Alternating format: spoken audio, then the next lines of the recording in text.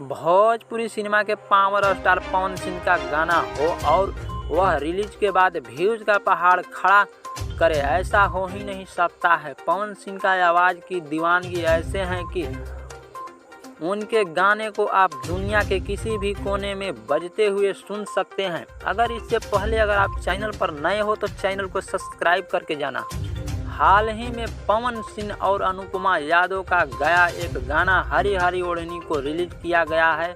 इस गाने ने रिलीज चंद दिनों के भीतर 10 मिलियन के आंकड़े को पार कर लिया है।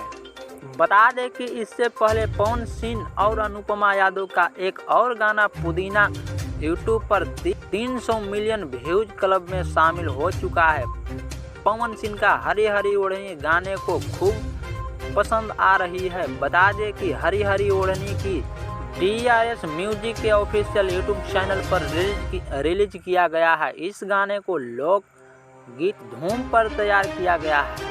इस गाने को पवन सिंह और अनुपमा यादव ने गाया है। इस गाने की शूटिंग दिल्ली के रामनीय लोकेशन पर की गई है। हरी हरी ओढ़नी गाने के वीडियो में पवन सिंह और सुपर हॉट गर्ल डिम्पल सी नजर आ रही है। दोनों की कमेंट्री और रोमांस इस गाने के वीडियो में बेहतरीन नजर आ रहे हैं। तो इसी तरह का वीडियो पाने के लिए चैनल को सब्सक्राइब करें।